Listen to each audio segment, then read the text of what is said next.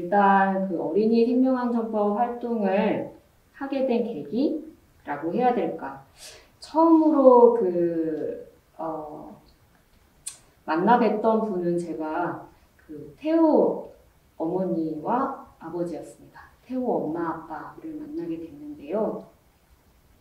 그분들은 당시 그 어린 축구 클럽 인천 송도의 그 축구 클럽 차량에서 일어난 사고로 그 아이를 잃고 청와대 국민청원을 하고 계신 상태였고, 그 전에 그 청원글을 접한 그 조성실 활동가가 어떻게든 도와드리고 싶다는 메시지를 보내서 화답을 받은 경우였어요.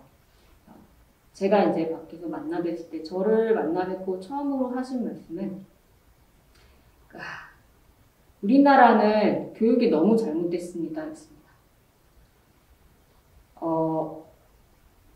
아이를 잃었다는 것에 대한 어떤 구조적인 문제를 그냥 앉자마자 말씀을 하셨는데, 아이들이 그 사설 학원을 다니게 된 경우, 그리고 사설 학원을 이용하지만 거기에 대한 어떤 국가적인 관리가 전혀 되고 있지 않다는 것, 그것은 공간도 문제이고 차량의 문제이고 모든 것들이 다 얽혀 있는데 중심은 하나였어요.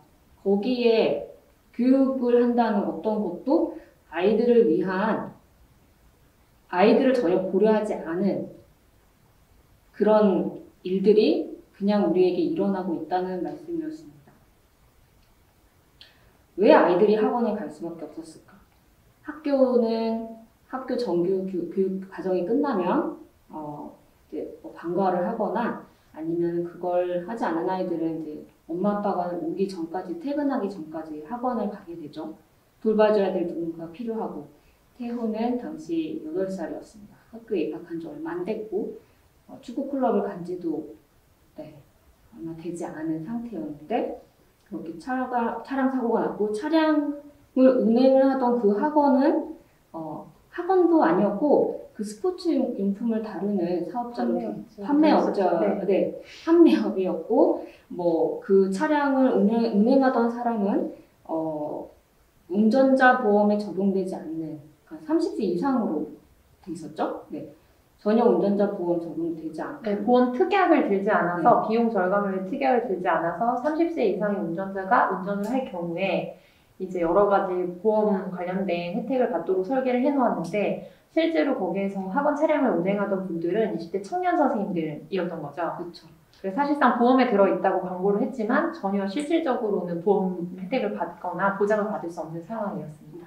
그렇게 고용을 한 주체가 전혀 어떤 책임도 지지 않고 운영을 할 수 있었다는 것과, 또 이런 모든 것들이 복합적으로, 그러니까 어린이 통학 차량만이 문제가 아니었던 거였어요. 물론 어린이 통학 차량도 문제였습니다. 일단 가속을 했고, 그리고 안전띠도 아이들을 지켜줄 수 없는 안전띠였죠. 지금도 마찬가지예요. 그러니까 이점식이라서 허리만 이렇게 감싸게 되어 있는, 아마 통학 차량을 지켜보신 분들은 아시겠지만 모르시는 분들도 많을 건데, 아이들이 최소한 그래도 3점식으로 해서 이렇게 좀 충격을 가했을 때 보호를 받아야 되는데 전혀 그렇지 않아서 이 아이들도 충격을 받아서 또 안전띠를 했지만 전혀 보호받지 못했죠. 이런 문제들. 그러고 이제 하준 어린이의 엄마를 만나게 됩니다. 서울랜드 주차장에서 1도 정도의 그 경사로였는데, 아이와 내려서 이제 뒤 트렁크에서 물건을 꺼내려고 허리를 숙였는데 갑자기 충격이 와서 보니까 굴러내려온 차량에 아이가 다치고 결국은 세상을 떠나게 되죠. 1년 뒤에 이 엄마가 다시 그 사고 현장에 갔을 때 아무것도 바뀌지 않은 현실을 보고 저희 단체에 연락을 주셨어요. 그러니까 사고가 나고 나서도 어떤 조치도 취해지지 않는 것과 바뀌지 않는 현실들에 대해서 만나게 된 분. 또 작년에 이제 가장 많이 회자되기도 했던 민식 어린이의 부모님을 만나게 됐죠. 스쿨존에서 아이를 잃으신 분들이었습니다. 공교롭게도 모두 다 차량과 관련된 교통사고였고, 하지만 단순히 교통사고로만 부를 수 없는 여러 가지 복합적인 문제들이 있었고, 각자 해결을 하려고 노력을 하셨던 분들이었어요. 한국에서 지금 투영되고 있는 국민청원 10만 명, 20만 명 모으고 대답을 받기 위해서 기다리고, 그렇게 해서 사실 청원을 하신다고 하셨을 때 저는 그게 되게 회의적으로 느껴졌어요. 민원이라는 것은 우리가 어떤 생활에서 불편을 야기하는 생활 불편이 있으면 뭐 주민센터를 가든지 경찰서에 가든지 어쨌든 해결을 하려고 만방에 알리기 위해서 또 하지만 해결되지 않기 때문에 어떤 신문고라는 이름으로 국민청원이 작동을 하고 있잖아요. 그러니까 그만큼 알리면 당신이 그만큼의 사람들을 모아서 그만큼 절실한 마음을 모아내면 바꿔주겠다. 뭔가 노력을 하겠다. 이런 게 되게 기만적으로 느껴지는 때였으나 그분들에겐 그게 너무 절실한 거였어요. 이렇게 해서라도 사람들이 알아야 된다. 우리와 같은 아픔을 누구도 겪지 않길 바란다는 게 모든 그분들의 공통적인 말씀이었습니다.